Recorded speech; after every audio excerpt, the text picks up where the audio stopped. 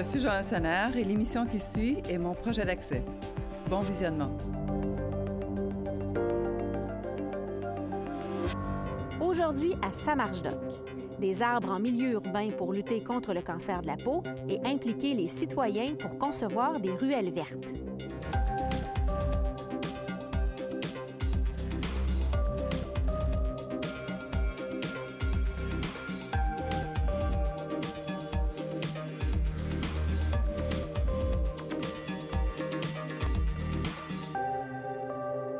Bienvenue à Samarche-Doc. Cette semaine à l'émission, il est question du cancer de la peau. Le nombre de cas de cancer de la peau ne cesse d'augmenter au pays. À lui seul, il représente le tiers des nouveaux cas de cancer. Une personne sur 6 en sera atteinte durant sa vie. En 2014, un rapport publié par Statistique Canada nous apprenait que le Québec est le champion de ce type de cancer, avec 40 des cas diagnostiqués. Ce nombre progresse de 2 par année. Pourquoi? J'en ai discuté avec la Dr Marie-Michelle Blouin, dermatologue.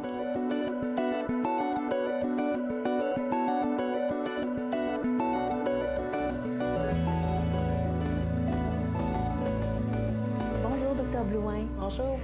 On a l'impression qu'il y a de plus en plus de cas du cancer de la peau. Est-ce que c'est vrai? Le cancer de la peau, c'est le cancer le plus fréquent au Canada. Donc, il y a autant de cas de cancer de peau que de nombre combiné des cancers les plus courants. Le poumon, le sein, colorectal, puis la prostate. Donc, il y a tellement de cancers de peau au Canada que ça représente environ le tiers de tous les cas de cancer qui sont diagnostiqués à chaque année. Cette année, on devrait avoir autour de 7600 cas de mélanome, plus de 76 000 cas aussi de cancer de peau non mélanome. Donc, ça va représenter à peu près 1000 à 1500 décès par année dus au cancer de la peau. On estime qu'une personne sur 6 va être atteinte d'un cancer de peau dans sa vie au Canada. Et puis, le Québec, ça serait le champion là, dans les cas de cancer de la peau. Ça représente, en fait, le Québec représente 40 des cas de cancer de peau au Canada. Donc, il y a effectivement une augmentation annuellement d'autour de 2 par année, puis on le voit dans nos cliniques. Qu'est-ce qui explique ça? En fait, il y a eu une mode antérieurement qui faisait qu'être bronzé, c'était beau. Donc, les gens ont beaucoup abusé dans le passé. C'est sûr qu'au Canada, on a une forte proportion de gens de race blanche, là, caucasiens, qui sont beaucoup plus à risque d'être atteints du cancer de la peau.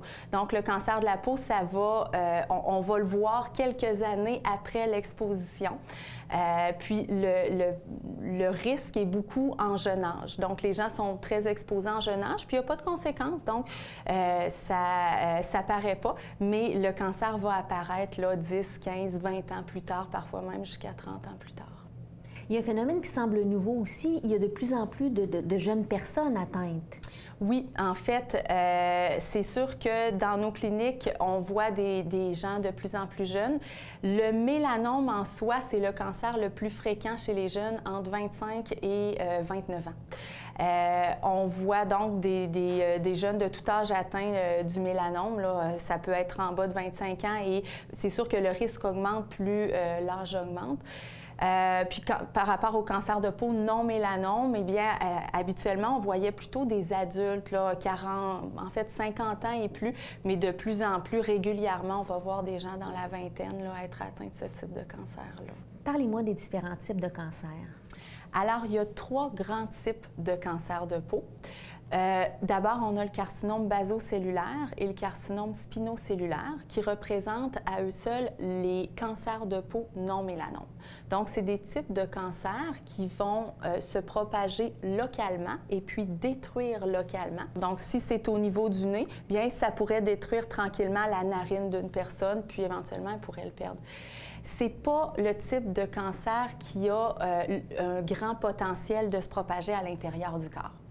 Ensuite de ça, on a le cancer mélanome, qui est un cancer plus sérieux, mais moins fréquent. Donc, quand il est dépisté rapidement, on a un taux de survie de 90 %. Le mélanome, ça ressemble à une tache noirâtre qui va évoluer. Donc, on va le dépister avec la règle A, B, C, D, E, dont le A va dire asymétrie. La lésion, elle n'est pas symétrique des deux côtés. B pour bordure irrégulière, donc elle peut être découpée, elle n'est pas tout à fait nette. Ensuite, C pour couleur, donc on a plus qu'une couleur. Ça peut être brun pâle, brun foncé, noir, rose. D, diamètre, plus que 6 mm. Et puis E pour évolution. Donc, toute lésion noirâtre, brunâtre qui a évolué ou qui a changé dans les derniers mois va être suspecte. Est-ce que notre environnement a un rôle à jouer dans le développement de ce type de cancer-là? Les cancers de peau sont, dans la vaste majorité des cas, dus aux rayons UV, donc les rayons ultraviolets qui sont émis par le soleil. Alors, les gens qui sont beaucoup à l'extérieur, les travailleurs à l'extérieur, ceux qui ont des passe-temps, des sports à l'extérieur ou ceux qui sont dans un environnement où il va y avoir une réflexion importante là, des rayons du soleil, vont être beaucoup plus à risque de développer un cancer de peau. Donc, effectivement, l'environnement a un énorme rôle à jouer dans le cancer de peau. Dans les études, on pense que 66 % des mélanomes vont être dus aux rayons ultraviolets, puis plus que 90 % des carcinomes de peau là, non liés au mélanome sont dus aux rayons UV. Donc, le cancer de peau, c'est prévenable. Les rayons UV du soleil sont nocifs pour votre peau. Bien sûr, la crème solaire est une valeur sûre. Mais saviez-vous que les arbres sont des alliés de taille pour vous protéger contre ces rayons? Dans l'aménagement de nos villes, est-ce qu'il y aurait une façon de prévoir ça, c'est-à-dire de faciliter l'aménagement des villes pour qu'on ait moins de cancers de peau? Est-ce que vous pensez que c'est possible, ça? Tout à fait. Il y a quelques études qui ont bien démontré que l'ombre était un facteur de protection contre les rayons ultraviolets, donc éventuellement contre le cancer de la peau. Alors, en augmentant les sources d'ombre dans une ville, on va aller offrir une protection aux gens. Il y a une étude australienne qui avait démontré que les arbres étaient une source importante et très intéressante et surtout efficace pour protéger contre les rayons ultraviolets. Donc, dans cette étude-là, ils ont pris des mesures à différents moments de la journée en dessous de plusieurs types d'arbres pour déterminer l'irradiance, donc la quantité de rayons ultraviolets qu'on reçoit selon la position, là. Puis, ce qu'on voyait, c'est qu'effectivement, l'ombre des arbres protège bien puis diminue l'irradiance des rayons ultraviolets quand on est localisé en dessous. Il y a une autre étude qui avait montré une corrélation directe entre le fait de passer du temps à l'extérieur puis l'accumulation des rayons UV qu'on peut avoir dans notre peau.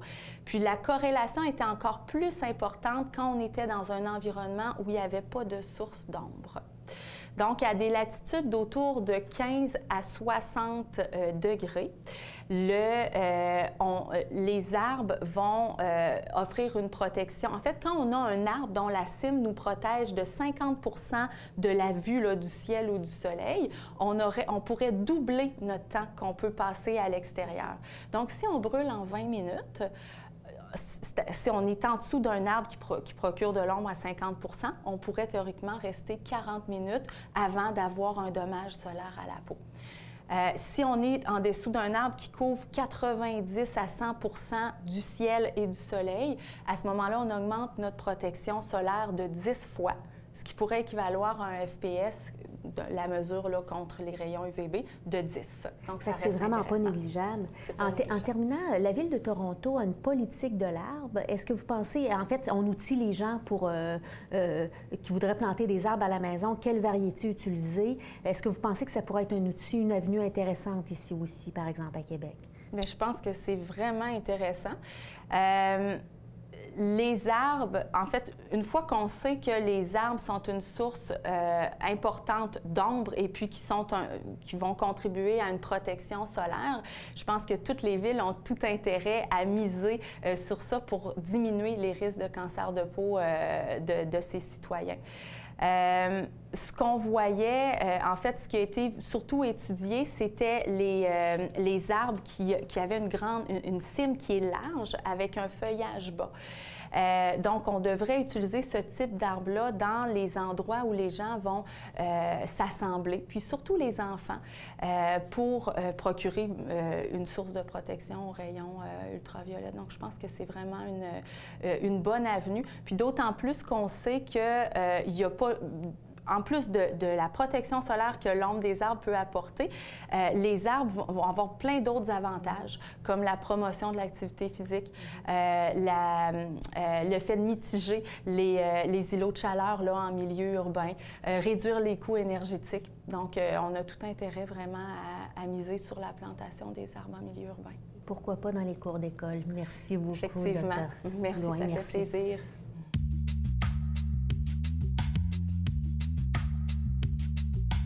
Bon, moi, ma question, c'est de savoir si les arbres protègent également, de la même façon, des rayons du soleil. En fait, non. Effectivement, pour offrir une protection solaire, l'arbre doit cacher le ciel et le soleil. Alors, on va viser les arbres qui vont protéger plus contre les rayons ultraviolets. C'est les arbres dont la cime va être large, dont le feuillage est bas et puis dont les feuilles en soi sont denses. Donc, les érables, les tilleuls, les chênes sont des exemples d'arbres qui protègent beaucoup mieux contre les rayons ultraviolets par rapport à des arbres ornementaux ou des vignes, par exemple, qui sont plutôt décoratifs.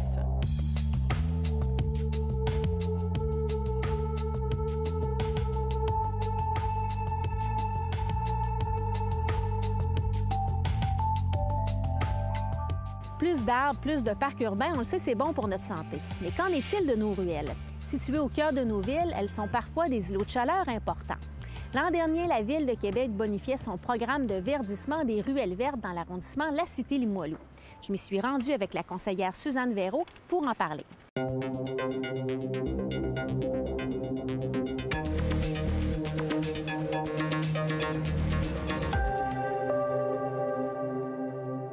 Bonjour, Mme Véraud. Bonjour. Alors, on est à Limoilou, aux abords de l'école Saint-Fidèle. Parlez-moi du programme de verdissement des ruelles de la Ville de Québec. OK, c'est le nouveau programme qu'on a annoncé l'été dernier, la bonification du programme qui était déjà existant depuis 2002, mais qui s'avérait peut-être un peu rigide là, pour accueillir les citoyens dans une démarche, puis il y avait un peu de difficulté là, à se retrouver là-dedans. Ça fait qu'on a vraiment amélioré le programme en ajoutant une phase, OK, qui est la phase de planification du projet. Alors, une première phase où on demande seulement que 3 propriétaires riverains qui veulent présenter un projet avant de faire toute la démarche auprès des autres propriétaires riverains. Alors, à ce moment-là, c'est beaucoup plus facile, puis ça n'engage à rien dans cette première étape de planification. La Ville prend à sa charge là, les documents, la planification là, justement du plan de développement là, du projet. Alors, et rendu là, s'ils traversent l'étape subséquente, alors ils peuvent là, aller voir leurs concitoyens pour dire, OK, on adhère, on va de l'avant, ça prend 50 plus un propriétaire pour aller de l'avant avec le programme. Alors, c'est un peu à ça que ça va ressembler. C'est 80 des dépenses admissibles qui sont couvertes par le programme. Il y aura toujours une part à la charge du propriétaire, mais 80 quand même, là, c'est important comme ça. Vous avez bonifié le budget aussi? On a bonifié le budget. Avant, c'était 70 Alors, on est rendu à 80 On veut vraiment créer un wow, si vous voulez, pour que les gens s'approprient ces milieux-là qui sont délaissés un peu. On en voit un peu la preuve ici, là, dans cette ruelle, on va voir, pour se créer des nouveaux milieux de vie, du verdissement, contrer un peu les îlots de chaleur également qui existent. Il n'y a pas grand verdure, comme vous pouvez voir ici, là. Parlez-moi-en justement des bienfaits du verdissement des ruelles. C'est important pour la Ville. Pourquoi c'était si important? Bien, c'est important pour la Ville parce que les citoyens sont à la recherche de ça. Puis on sait qu'à Limoilou, c'est un milieu urbain qui est vraiment différent que d'autres quartiers de la Ville de Québec. En Haute-Ville, il y a quelques ruelles aussi. Mais à Limoilou, ça fait partie intrinsèque de leur vie quotidienne, de leur milieu de vie. Alors, autant pour le déneigement que pour l'aménagement l'été. Ici, on est, en fait, expliquons-le, on est dans la ruelle de démonstration, la vitrine, si vous voulez, Saint-Fidèle. Expliquez-moi, c'est quoi ce projet-là? La Ville, à l'intérieur de son programme de verdissement des ruelles, la Ville a décidé de faire un modèle, une vitrine, justement, une ruelle de démonstration qu'on va aménager totalement à nos frais. Mais toute la démarche se fait en collaboration avec les riverains de la ruelle, les citoyens riverains. Alors, comme vous pouvez voir, l'été passé, il y a déjà eu une belle œuvre. Juste ça, là, comment ça peut changer l'ambiance dans une ruelle. C'est une artiste de Limoilou qui nous a fait ça. On a une belle école primaire ici avec des beaux enfants. Ça va être beaucoup plus agréable. Ici, ça devrait être verdi. Fait que c'est vraiment s'approprier ce milieu-là qui appartient à personne, hein, parce que c'est un bien sans maître, les ruelles. Toute la démarche de collaboration se fait entre les citoyens. On a mandaté un organisme qui travaille avec eux pour développer un projet, mais c'est la Ville qui va supporter le projet pour inviter les citoyens d'ailleurs, dire « Ah, venir voir comment ça se passe, puis peut-être venir chercher des idées. Ah, c'est vrai, on peut faire ça. Parce que, tu sais, c'est assez rebutant de penser s'engager dans une démarche quand on voit l'état de plusieurs ruelles là, actuellement. Vous nous le dites bien, en fait, il y a plusieurs acteurs qui se mettent autour de la même table. C'est des défis quand même assez importants. Comment ça s'est déroulé de votre perception de comment... Est-ce que ça a bien été? Oui, de ce que je sais. Moi, j'avais assisté à la première rencontre pour lancer l'idée avec les citoyens ici. Les gens étaient très réceptifs, très ouverts. Alors, au fur et à mesure, c'est l'organisme Vote pour ça qui a continué à faire les démarches avec ces personnes-là pour arriver probablement à la grande décision bientôt. Est-ce qu'on va de l'avant avec un projet? Même si c'est la Ville qui assume tous les coûts de la ruelle de démonstration, il faut quand même avoir l'adhésion des citoyens. Là, on ne peut pas leur imposer un projet. On veut avoir leur accord, comme dans tous les projets de ruelle, sauf que ça va être à la charge de la Ville de Québec. Alors, d'ici, je sais qu'en avril, il devrait y avoir une prochaine rencontre du groupe avec Vote pour ça et les fonctionnaires de la Ville de Québec pour venir discuter avec les citoyens, leur montrer un premier plan, qui a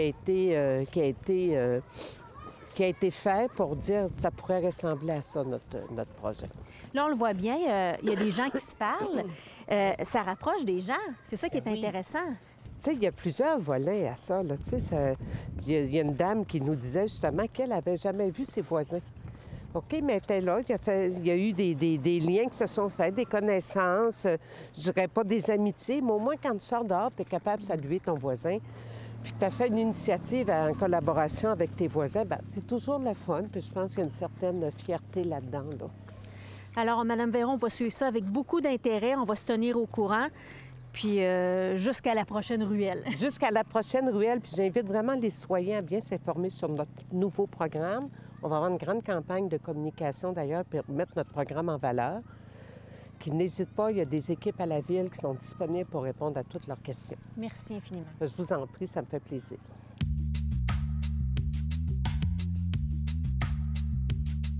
Moi, je sais qu'il y a un projet de ruelle à rénover dans Limoilou. J'aimerais savoir s'il y en aurait aussi dans Saint-Sauveur ou dans d'autres quartiers de la ville. Avec la nouvelle version du programme, on a déjà agrandi la zone du programme. OK, ça se limitait vraiment au Vieux-Limoilou. Maintenant, on va jusque dans Mézeray, Les Raies. On a vraiment étendu la zone accessible là, pour le programme. Il y a déjà un programme qui existe dans Montcalm, OK, un programme d'aménagement de ruelles dans Montcalm. Ils ont leur propre programme spécifique. Mais je crois qu'il y a eu des expériences qui n'ont pas été toujours concluantes. Là, ici, on fait une expérience, si vous voulez.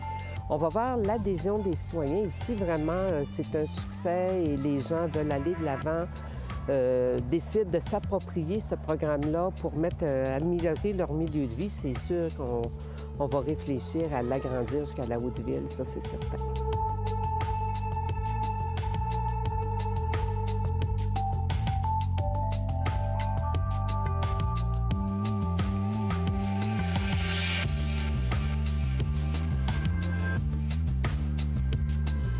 De plus en plus, les citoyens veulent être écoutés et consultés, que ce soit pour un projet immobilier dans leur quartier ou pour concrétiser un projet de ruelle verte.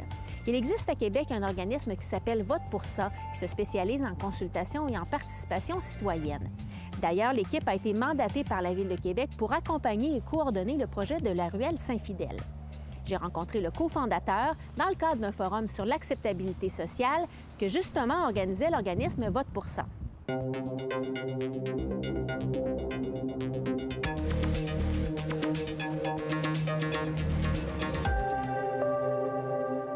Bonjour, M. Janotte. Bonjour. Alors, on est ici à l'Université Laval parce que Vote pour ça a organisé un forum sur l'acceptabilité sociale. J'aimerais qu'on en reparle un petit peu plus tard, mais d'entrée de jeu, j'aimerais que vous m'expliquiez. Vous avez été mandaté par la Ville de Québec pour participer au projet de ruelle verte à Saint-Fidèle. Pourquoi? Oui. Bien, en fait, on a travaillé avec la Ville pour essayer de tisser des relations entre les différents acteurs d'une ruelle qu'on a identifiée, qu'on a largement favorisé la Ville pour identifier une ruelle qui était la plus complexe possible de Limoilou. Et donc, on a identifié une ruelle où on avait une école, on avait des commerces, on avait des propriétaires et des locataires.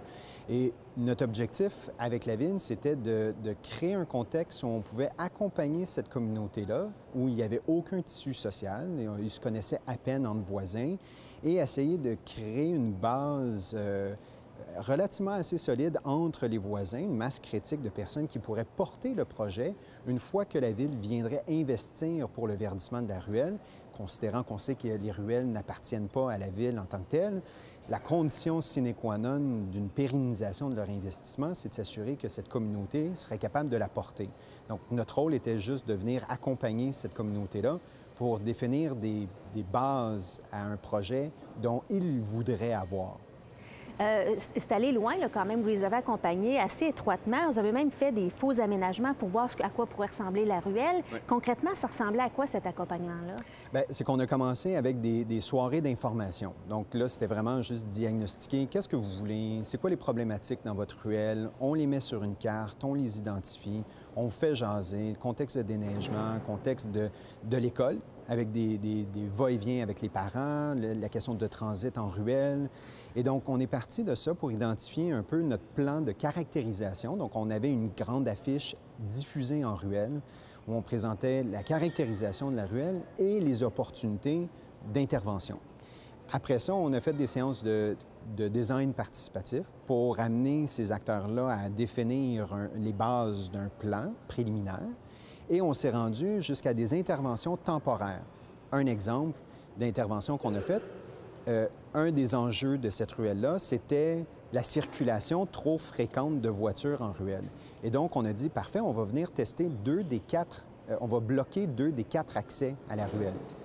Et ce qu'on a réalisé, c'est que ces tests-là ont permis de voir que pour certaines personnes, aucune manière vous allez bloquer l'accès à ma ruelle, c'est trop important. Même les tests qu'on avait faits avaient été démolis. Donc, on avait vraiment un enjeu d'acceptabilité sociale par rapport à cette intervention-là. Et donc, nous, il fallait traduire cette résistance-là de façon à essayer d'atteindre notre objectif différemment. Donc, on a trouvé d'autres types d'interventions qu'on a proposées à la Ville pour essayer de venir atteindre notre objectif tout en prenant en considération cette résistance. Justement, de faire des projets par les citoyens, pour les citoyens, c'est pas là un gage de réussite quand on fait des projets dans une ville qui soit à petite ou grande échelle? C'est pas là l'acceptabilité sociale où on devrait plus s'en aller dans les villes? Oui, je mettrais un bémol quand même assez important, c'est que les citoyens sont experts de leur milieu, de leur environnement, de leur milieu de vie. Ils sont aussi experts de leurs besoins. Mais ils ne sont pas nécessairement experts du type d'intervention idéale à apporter pour atteindre leurs objectifs. Et donc, nous, ce qu'on a essayé de faire, c'est une espèce de va-et-vient à différents moments de cette démarche-là, où l'expert prend le leadership pour proposer des solutions, et à d'autres moments où c'est le citoyen qui prend le leadership à nous indiquer qu'est-ce qu'on fait avec leur ruelle. Donc, je crois que lorsqu'on est dans cette relation bidirectionnelle, un dialogue, on finit par trouver chacun nos forces, respecter chacun nos forces, et c'est comme ça qu'on est capable de réellement co-construire un projet qui tient et qui est pérenne dans le temps. On en entend beaucoup plus parler maintenant d'acceptabilité sociale. Vote pour ça a organisé aujourd'hui un congrès à l'Université Laval. Pourquoi? Parce qu'il y a des besoins, parce qu'on discute de plus en plus de cette façon de faire. Expliquez-moi. Je pense que la notion d'acceptabilité sociale est de plus en plus à l'avant-plan du débat public.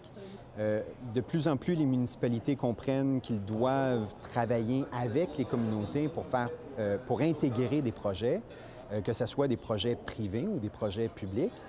Et donc, la notion d'acceptabilité sociale arrive dans un contexte très favorable. La loi 122 vient changer assez fondamentalement la façon dont les municipalités vont interagir avec les citoyens. Celle qui abolit, entre autres, le référendum à Québec. Exactement. Donc, si on se dote de nouvelles façons de faire en politique de consultation publique, on peut se déroger du référendum. Et donc, ça ouvre un espace à de nouvelles pratiques. On parle souvent de l'importance de consulter en amont. Bien, il faut aussi savoir comment parle-t-on de l'acceptabilité sociale. Un promoteur immobilier peut considérer de plus en plus important que son projet soit acceptable, mais comment il va l'interpréter et comment il va faire vivre cette perspective-là et comment qu'un groupe citoyen fait pour l'aborder.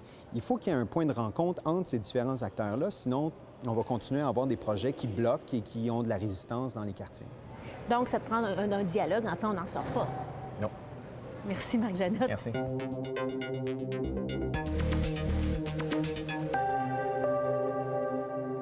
Le nombre de cas de cancer de la peau ne cesse d'augmenter au pays. Mais comme nous l'avons vu aujourd'hui, les arbres, en raison de l'ombre qu'ils nous procurent, sont des alliés de taille pour nous protéger contre les rayons nocifs du soleil. Tout comme le verdissement de nos ruelles qui nous permet de lutter contre les îlots de chaleur qui aggravent certaines maladies chroniques. En terminant, Dr Blouin, est-ce qu'avoir plus de ruelles vertes dans nos villes serait une avenue intéressante pour améliorer la santé de nos enfants? Alors, quand on sait que le gros du dommage solaire se fait avant l'âge de 30 ans, et puis on sait aussi que c'est surtout les enfants qui vont passer du temps dans les ruelles, on a tout intérêt comme ville à offrir le maximum de sources d'ombre dans nos ruelles pour protéger nos enfants des dommages et puis des effets néfastes des rayons ultraviolets. Donc, effectivement, oui, c'est une très bonne avenue. Merci, Dr Blouin. Ça me fait plaisir. Alors voilà, c'est ce qui met fin à l'émission pour nous cette semaine. On se donne rendez-vous la semaine prochaine.